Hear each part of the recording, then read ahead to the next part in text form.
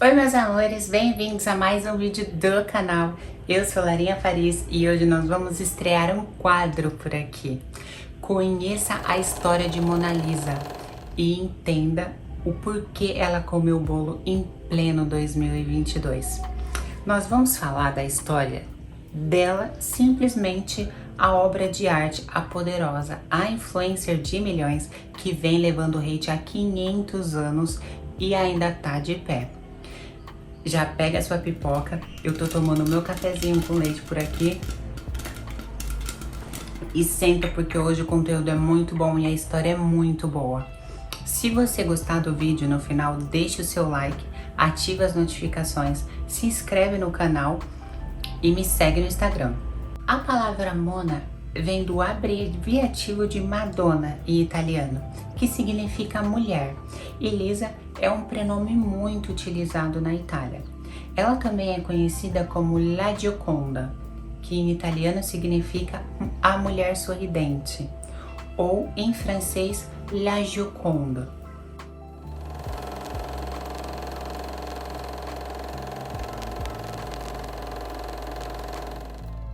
Nós vamos falar dele, Leonardo da Vinci, grande pintor renascentista do século XV, nascido no dia 15 de abril de 1452 na cidade de Anciano, província de Florença, na Toscana. Ele foi conhecido por ser um dos poucos polimatas que existiram até hoje. Polimatas são pessoas que conseguem desenvolver várias profissões ao longo da vida. Ele foi conhecido por ter 11 profissões e ele viveu apenas 67 anos. Ele foi conhecido como cientista, pintor, cantor, poeta, matemático, engenheiro, arquiteto e mais algumas delas. 2000 anos depois. Mas foi como pintor que ele pintaria o quadro mais famoso de todos os tempos e que passaria por muitas coisas que eu vou contar para vocês a partir de agora. Estima-se através de estudos que ele, um homem à frente do seu tempo, já havia feito várias invenções, vários projetos que naquela época não eram nem fatíveis. Por exemplo, no vídeo da bicicleta aqui do canal, eu falo para vocês que ela foi inventada no século XIX, o que realmente aconteceu.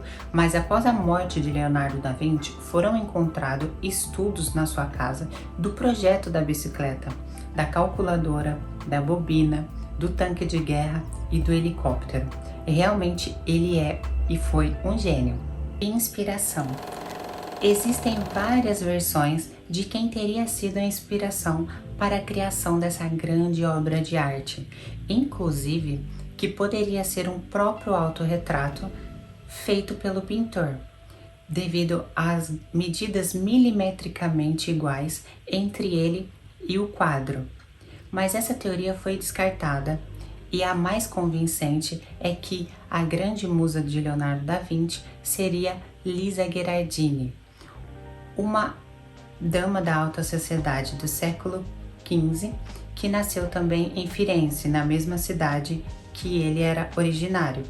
Ela foi esposa de Francesco Giocondo, um grande comerciante da época que vendia seda em Firenze. Ela vinha de uma família muito nobre e ele não tão nobre como sobrenome, mas era um vendedor de seda muito rico que estava em ascensão naquela época. A família Gherardini tinha muitos irmãos e naquela época ficava para os irmãos caçarem os pretendentes de suas irmãs e ajudar com que elas se casassem, porque a mulher que com 16 anos não tivesse um noivo e não com 17 não fosse casada, sujava o nome da família e aquilo era visto como uma desgraça. Então ele, como era viúvo, tinha muito dinheiro, mas não tinha um sobrenome influente, decidiu se juntar à família dela, que tinha um sobrenome influente, mas estavam passando por uma crise financeira. Fala-se da história que o dote dela não foi tão alto. Na época, a família dela deu como dote de Lisa para ele uma fazenda que não ficava tão longe da casa onde eles moravam. Isso era um sinal de que eles não estavam mesmo indo bem nos negócios, a família dela. Porque naquela época, quanto mais longe você desse as fazendas de propriedade como dote, significava que mais dinheiro a sua família tinha. Ele não se importou com o dote que recebeu de Lisa. O que realmente cativou foi o sorriso dela e o olhar. Ela tinha um sorriso tímido, mas tinha um olhar muito penetrante, e ele se apaixonou por ela à primeira vista. Lisa que se casou com ele com 15 anos e com 16 anos já foi mãe da primeira filha do casal, que veio a falecer meses depois de uma doença na época, quando ela já estava grávida da segunda filha, Beatrice. Nesta época, os negócios de Francesco iam muito bem e eles se mudaram para uma rua muito famosa de Firenze e foram, por incrível que pareça, ser vizinhos da família da Vinci. Foi então nessa época que Francesco conheceu Leonardo e encomendou um quadro para a sua amada, para festejar o nascimento da sua segunda filha, Beatrice, uma vez que a primeira tinha falecido há pouco tempo, e ele gostaria de presentear a mulher porque os negócios iam bem e ele estava muito feliz com a gravidez dela. Nessa época, também houve um boato de que o pai de Leonardo devia um dinheiro para Francesco, e foi por isso que o Leonardo decidiu fazer uma obra para a família do Giocondo. A história. Leonardo da Vinci começou o quadro de Mona Lisa em 1503, mas logo ele foi interrompido com a chegada de um duque muito poderoso na cidade, que encomendou várias obras com ele, na qual ele ganharia muito dinheiro, e ele teve que sair da cidade e ir morar com esse duque. Também foi nessa época que Firenze foi invadida pelos franceses, e a história conta que Leonardo da Vinci ajudou os franceses a tomarem Firenze. Então, ele não poderia ficar na cidade depois do que tinha feito. Ele foi embora de Firenze e em 1506, 3 anos depois, quando ele tinha terminado de fazer os trabalhos para o duque e ao mesmo tempo ele estava fazendo a Mona Lisa aos poucos, ele recebeu o convite em pessoa para vir morar na França, pelo rei Francisco I, o rei do nariz comprido. Ele é conhecido na história como o rei do nariz comprido. Francisco I gostava muito de arte e foi pessoalmente fazer o convite para o Leonardo da Vinci e o seu assistente para virem morar com ele na França, aqui no castelo de Fontainebleau. Leonardo aceitou o convite e se mudou para a França junto com o rei, trazendo com ele o seu assistente e mais 40 quadros. Ele não sabia, mas ele nunca mais ia voltar em vida para a cidade natal dele. Leonardo chegou aqui na França, no castelo de Fontainebleau, que fica a 1 hora daqui de Paris, fica situado do ladinho da Disney, e ele ganhou uma casa fora dos aposentos do castelo, do lado, e ele e o seu assistente trabalhavam nas pinturas para terminar aqueles 40 quadros que ele tinha trazido com ele. Leonardo nunca entregou o quadro para a família del Giocondo. Ele, quando saiu de Firenze, disse que o quadro não estava pronto e realmente não estava, e levou o quadro com ele. Especialistas da história dizem que ele demorou cerca de 10 anos para fazer somente a boca e o sorriso dela. Ele começou, a boca e o sorriso foi a primeira parte do quadro que ele começou a pintar e foi a última também. E só nessa parte ele demorou, parece que 10 anos para fazer. Ele usava uma técnica de realismo onde ele ia fazendo várias camadas de tinta, esperava secar e depois voltava. Essa tela foi pintada numa madeira de álamo e ela foi feita em muitas e muitas camadas ao longo de muitos anos. Outra parte que também chama a atenção para todo mundo no realismo que foi utilizado é a parte dos olhos. Ele usou técnicas de geometria, onde dá a impressão que quando você olha para o quadro, parece que ele está te olhando de volta. E isso é realmente verdade. Eu visitei a Mona Lisa pessoalmente aqui no Museu de Louvre, onde ela está atualmente em Paris. E foi realmente essa impressão que eu tive. A gente olha e parece que ela está te olhando de volta. A partir daí, também existe uma técnica que é muito famosa até hoje, mas não na pintura somente. Foi uma técnica que deu vazão para maquiagem.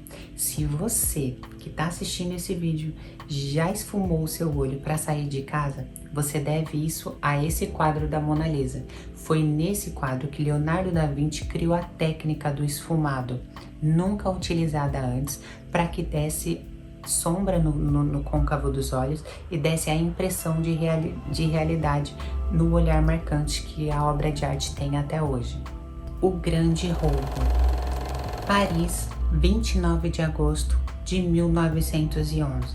Uma linda manhã de verão, quando todos descobrem que Mona Lisa foi roubada do Louvre. Esse roubo foi tão bem arquitetado que ele só foi descoberto 28 horas depois do seu ocorrido. Os guardas e os funcionários do museu acreditaram que Mona Lisa tinha sido retirada para ser fotografada, como acontecia com algumas obras de arte na época. Mas quando perceberam que fazia muito tempo e ela não tinha sido recolocada no lugar, foi quando eles chegaram a arquitetar a ideia do roubo e deram parte nas autoridades e para a polícia. Assim que as autoridades foram acionadas, automaticamente já começaram a circular os boatos de quem seriam os suspeitos do roubo de Mona Lisa. Eles não faziam ideia, mas na época chegaram a interrogar e prender por uma semana o poeta francês Guillaume Apollinaire e também o pintor espanhol Pablo Picasso. Foi preso e interrogado e ficou por uma semana na cadeia. Depois foram liberados por falta de prova de que não tinham sido eles. A polícia imaginou na época que Mona Lisa tinha se perdido para sempre. Mas, no dia 12 de dezembro de 1913, 2 anos após o roubo, a Mona Lisa foi descoberta na Itália, levada pelo seu ladrão Vincenzo Perugio. Ele ofereceu a Mona Lisa para uma galeria de arte italiana e foi pela bagatela de $100 mil, o equivalente no dinheiro de hoje. O roubo aconteceu de forma que ele na época era funcionário do Louvre, encarregado por fotografar as obras de arte e devolvê-las no lugar. Ele arquitetou todo o plano de roubo de Mona Lisa e foi tudo tão bem feito que uma semana depois do roubo eles não tinham nenhuma pista dela, somente a sua moldura que foi encontrada nas escadas do Louvre. O Vincenzo sabia exatamente por onde sair sem que percebessem o que ele tinha feito, mas a sua ganância pelo dinheiro 2 anos depois o condenou à prisão. Vincenzo Perugio disse no seu julgamento que o roubo foi um ato de patriotismo depois de todas as obras de arte que Napoleão Bonaparte tinha roubado de Firenze na guerra. Mas ele não sabia que o próprio Leonardo da Vinci tinha dado de presente a Mona Lisa para o rei Francisco I, para quem ele trabalhou os seus últimos dias de vida, há 300 anos antes do roubo. Existe também uma teoria de que Leonardo da Vinci nunca deu a Mona Lisa para o rei Francisco I. Dizem que em 1519, quando ele faleceu aqui na França, ele deixou a Mona Lisa para o seu ajudante. Vocês lembram que ele se mudou com o ajudante? E depois, 4 anos da morte de Leonardo, esse ajudante foi assassinado e foi aí que então a Mona Lisa tivesse ficado na posse do rei Francisco naquela época. A obra de arte mais amada e mais odiada de todo o mundo. A enigmática Mona Lisa segue encantando todos desde a sua criação. Ela foi homenageada milhões de vezes com fotos, memes, vídeos, filmes, músicas e ela teve até uma turnê. Napoleão Bonaparte também teria se apaixonado por Mona Lisa na primeira vista. Ordenou aos seus súditos que a levasse para os seus aposentos e lá o quadro ficou. Mal sabia a pobre que os dias de paz dela estavam contados, assim como o reinado do Grande. A revolução na vida do quadro de Mona Lisa acontece durante a Revolução Francesa, onde Napoleão Bonaparte é exilado e Mona Lisa vai pela primeira vez ser exposta no Louvre, saindo então de Versalhes. Já no Louvre, Mona Lisa saiu pouquíssimas vezes de lá.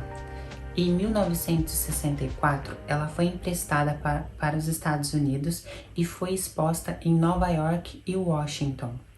Mas, antes dessa viagem ser feita, ela foi assegurada pela bagatela de 100 milhões de dólares, entrando assim para o livro dos recordes, o Guinness Book, como o objeto mais valioso da história até os dias de hoje. É ou não é um quadro de milhões? Depois, em 1974, Mona Lisa sai do Louvre para sua segunda turnê, onde vai para o Japão, ser exposta em Tóquio e depois segue para Moscou. Os japoneses ficaram tão felizes com a exposição da Mona Lisa no país deles que eles deram de presente uma caixa de proteção de vidro de cristal à prova de balas, onde ela é guardada até os dias de hoje. Mas é claro que junto com todo o amor e a fama, também vem o ódio. Como esse que acabamos de ver na semana passada. Um homem de 36 anos se infiltrou no Louvre com uma cadeira de rodas e uma peruca, se passando por um senhor idoso doente, e quando chega na frente da sala onde Mona Lisa fica exposta, o homem se levantou da cadeira de roda e jogou uma torta de bolo na obra de arte. Logo após o ocorrido, o homem foi retirado pelos seguranças e foi preso. Ele alegou na delegacia que aquilo foi um protesto para salvar o planeta Terra, que precisamos cuidar do planeta Terra e não só pensar nos artistas. O homem foi encaminhado depois disso para uma clínica psiquiátrica. Mas acreditem que ele não foi o primeiro. Em 1956, um homem com problemas mentais jogou ácido na obra de arte, corroendo a parte inferior dela.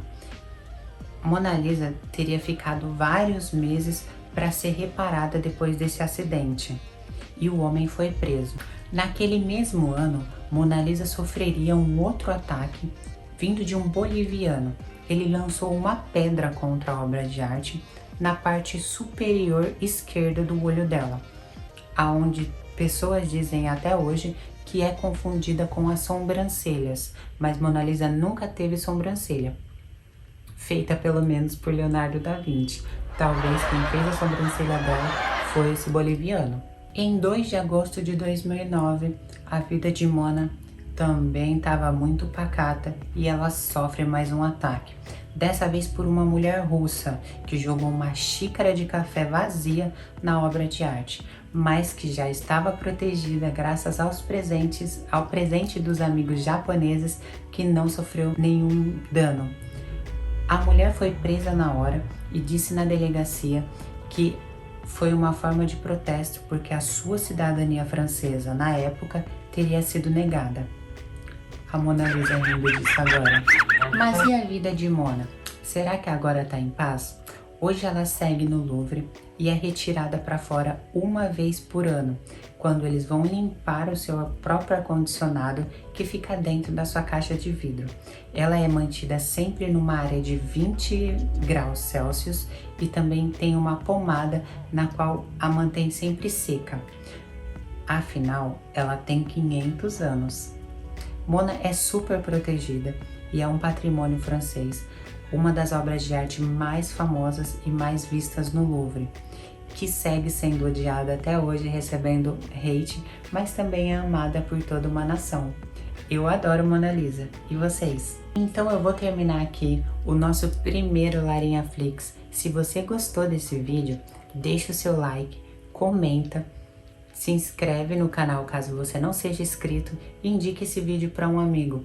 E deixe comentado aqui também qual seria o assunto do nosso segundo episódio do Larinha Flix. Gostaram do quadro novo? Um beijo, fiquem com Deus e até o próximo vídeo. Tchau!